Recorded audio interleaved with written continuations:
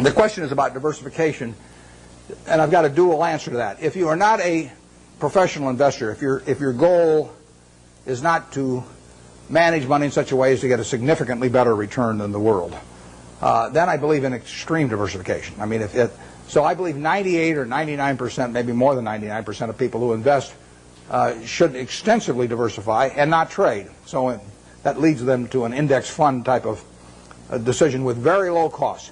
Because all they're going to do is own a part of America. And they made a decision that owning a part of America is worthwhile.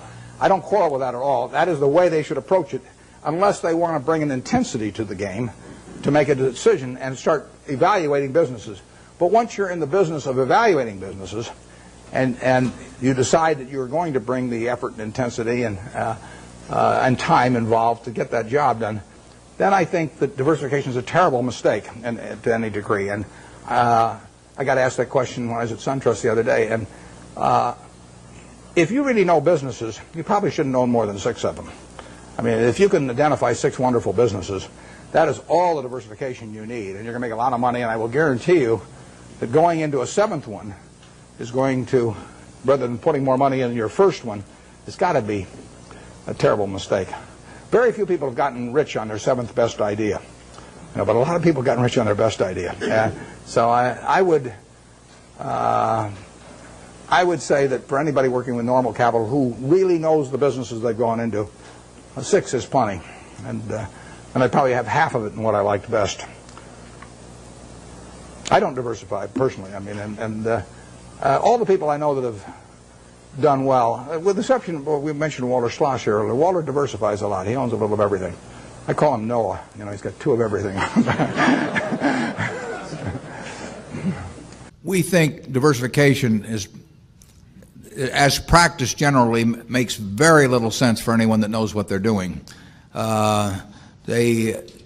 Diversification is a protection against ignorance. I mean, if you want to make sure that nothing bad happens to you relative to the market, you own everything. There's nothing wrong with that. I mean, that is a perfectly sound approach for somebody who does not feel they know how to analyze businesses. If you know how to analyze businesses and value businesses, it's crazy to own 50 stocks or 40 stocks or 30 stocks probably, because there aren't that many wonderful businesses that are understandable to a single human being in all likelihood. And to have some super wonderful business and then put money in number 30 or 35 on your list of attractiveness and forego putting more money into number 1 just strikes Charlie and me as madness.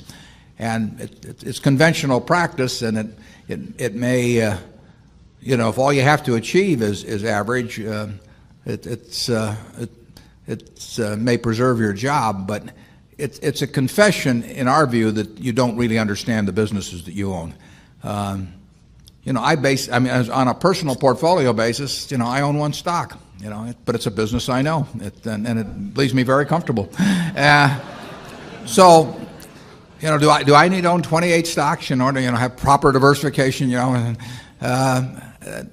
be nonsense. And within Berkshire, I could pick out 3 of our businesses, and I would be very happy if they were the only businesses we owned and I had all my money in Berkshire. Now, I love it, the fact that we can find more than that and that we keep adding to it. But 3 wonderful businesses is more than you need in this life to do very well. And the average person isn't going to run into that. I mean, if you look at how the fortunes were built in this country, they weren't built out of a portfolio of 50 companies. They were built by someone who identified with a wonderful business. Coca-Cola is a great example. A lot of fortunes have been built on that. And there aren't 50 Coca-Colas. There aren't 20. If there were, it'd be fine. We could all go out and diversify like crazy among that group and get results that would be equal to owning the really wonderful one. But you're not going to find it. And the truth is, you don't need it. I mean, if you have a really wonderful business, is very well protected against the vicissitudes of the economy over time and the competition. I mean, we're talking about businesses that are resistant to effective competition, and 3 of those will be better than 100 average businesses, and they'll be safer, incidentally. I mean, there is less risk in owning 3 easy to identify wonderful businesses than there is in owning 50 well-known big businesses. And it's amazing what has been taught over the years in finance classes about that. But I can assure you that I would rather pick, if I had to bet the next 30 years on the fortunes of my family that would be dependent upon the income from a given group of businesses, I would rather pick 3 businesses from those we own than own a diversified group of 50. Much of what is taught in modern corporate finance courses is twaddle.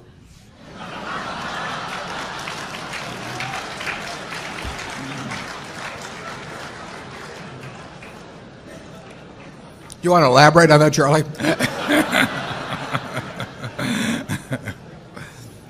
You cannot believe this stuff. I mean, it's modern portfolio theory, and yeah, it's. It has no utility. But I mean, it will tell you how to do average. But I think anybody can figure out how to do average in 5th grade. I mean, it's just not that difficult. And it's elaborate, and there's lots of little Greek letters and all kinds of things to make you feel that you're in the big leagues. But there is no value added. I have great difficulty with it because I am something of a student of dementia, and I have. We hang around a lot together. And I can ordinarily classify dementia, on some theory structure of models, but the modern portfolio theory, it involves a type of dementia I just can't even classify. No. Something very strange is going on. Yeah. If you find 3 wonderful businesses in your life, you'll get very rich. And if you understand them, bad things aren't going to happen to those 3. I mean, that's the characteristic of it. By the way, maybe that's the reason there's so much dementia. If you believe what Warren said, you could teach the whole course in about a week. Yeah.